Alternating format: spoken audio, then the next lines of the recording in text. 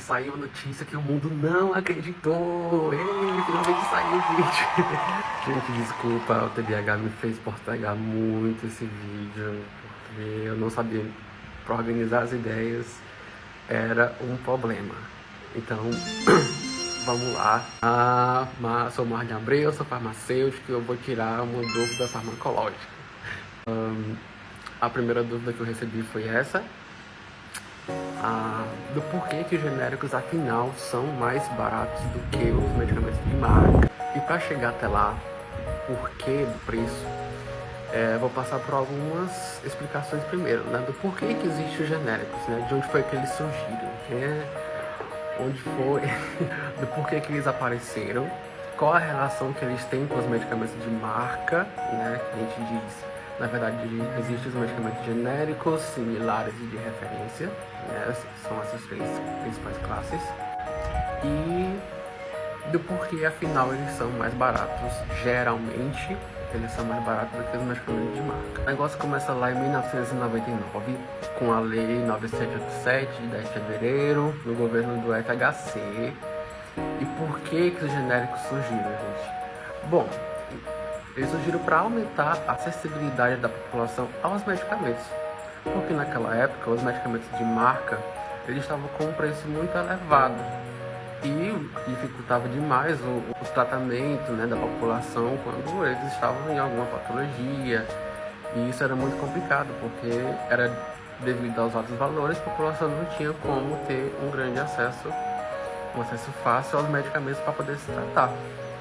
Então surgiu esta lei e os genéricos eles são geralmente 35% mais baratos do que os medicamentos de marca. E nesta lei a gente vê as denominações que tem aqui, ó, medicamento genérico, de referência, produto farmacêutico intercambiável e outras coisas como bioequivalência e biodisponibilidade. Importante também prestar atenção nessa lei que dentro dela existe algumas diretrizes que falam sobre a denominação que é a DCB e a DCI, que são denominações comuns brasileira e internacional.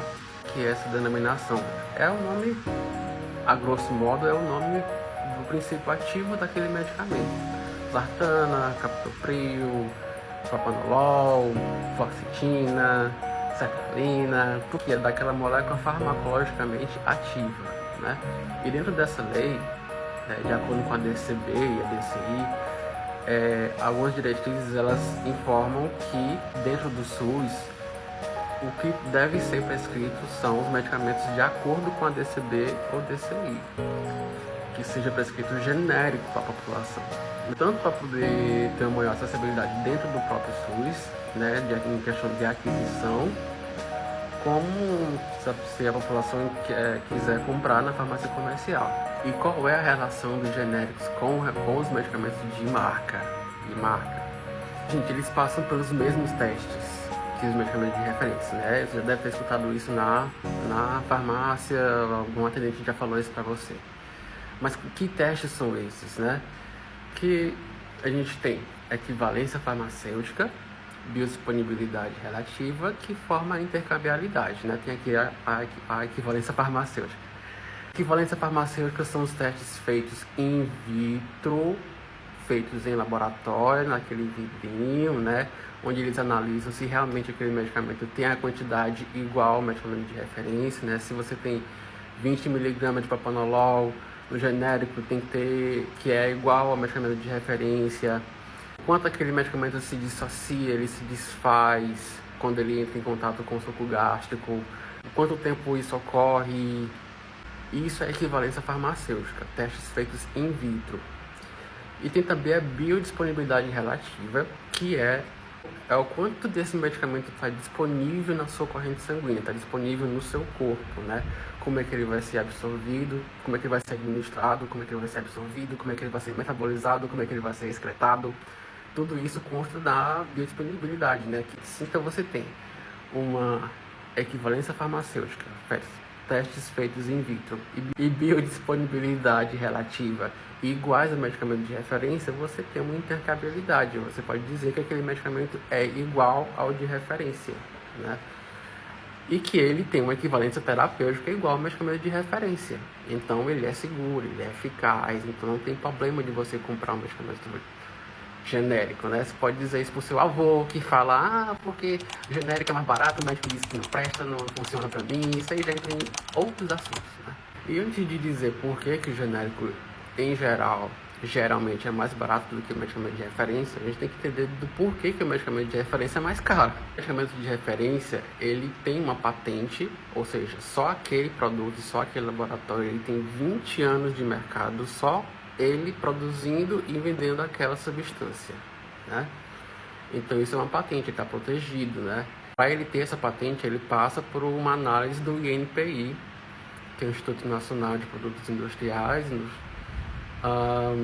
que é o INPI, que fornece essa patente de 20 anos. Inclusive, até pouco antes da pandemia, na verdade, durante a pandemia, o ministro do Supremo, Dias Toffoli, ele fez uma nova votação, porque o que acontecia?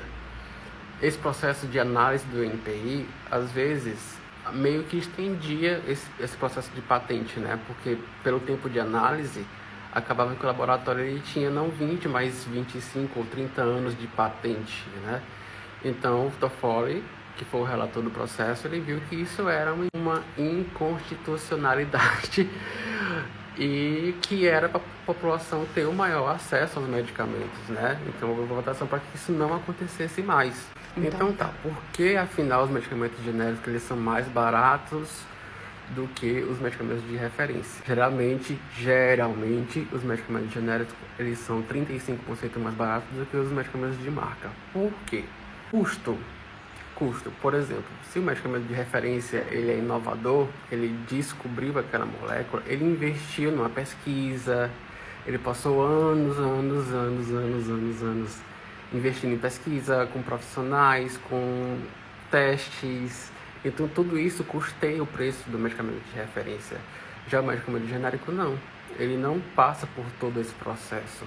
Além do que, alguns medicamentos de marca, eles gastam com marketing, promoção desse medicamento, né, em geral, promotores que vão lá, conversam com o médico para poder prescrever e tal. O medicamento genérico não, o custo dele, em geral, é produção. Não tem marketing, não tem investimento em pesquisa. É isso, gente, não tem muito segredo, né? O que é importante frisar é, genérico é sim seguro, compre sem medo, fale pro seu avô, pro seu pai. E é isso, gente. Se vocês tiverem alguma curiosidade, pode comentar aqui, me sigam pode falar comigo no direct da rede social vizinha. Se tiver alguma dúvida, comente também, alguma curiosidade, comente também. Espero que tenham gostado essa tentativa do que vai rolar. Então, obrigado e até mais.